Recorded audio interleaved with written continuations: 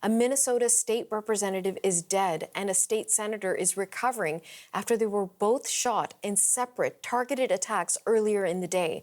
The FBI is investigating and the shooter is still at large. CBC's Linda Ward leads our coverage with this story. So Linda, what do we know at this point? Natasha, State Representative Melissa Hortman and her husband Mark were shot and killed early this morning. State Senator John Hoffman and his wife Yvette were shot and are recovering in hospital. At 2 a.m., police say they responded to Senator Hoffman's residence. They found a couple who had been shot multiple times. They are out of surgery and expected to make a full recovery. But out of caution, 3:35 a.m., police decided to proactively check the residence of State Representative Melissa Hortman and her husband Mark. That's in Brooklyn Park, about 10 kilometers away from the initial scene. Officers arrived and they saw a vehicle that looked like a police SUV that was parked in the driveway. It had the lights on and there was someone who appeared to be dressed as a police officer standing at the door. They engaged the person and that person, they say, immediately fired on police. There was an exchange of gunfire and the man, they say, went into the home. Now, at this point, officers could see Hortman's husband lying on the ground down the hallway.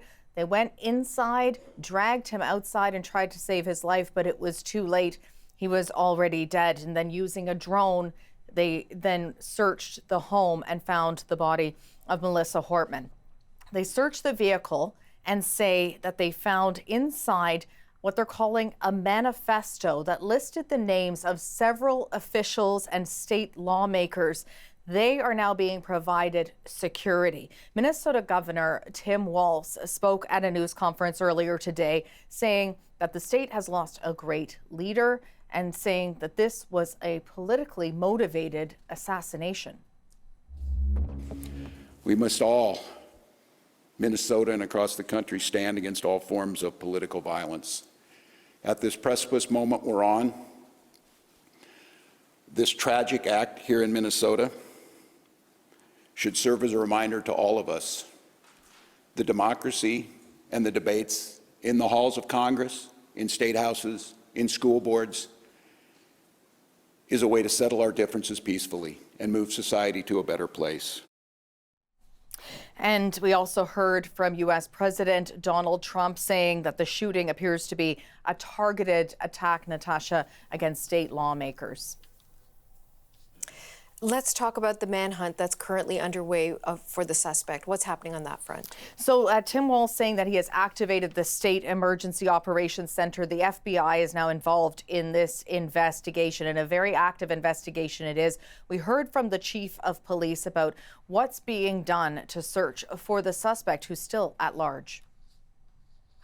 We have thousands of people sheltered in place in the city of Brooklyn Park right now. We are in an extensive manhunt involving hundreds and hundreds of police officers and SWAT teams searching, gridding off areas as we believe confidently the suspect had fled out the back of the house after being confronted by the police.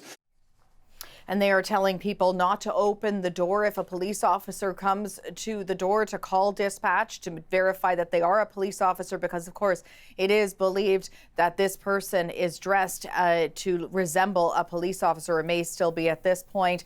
We'll follow updates. We'll continue to do this for you throughout the day. Natasha. CBC's Linda Ward. Thank you, Linda.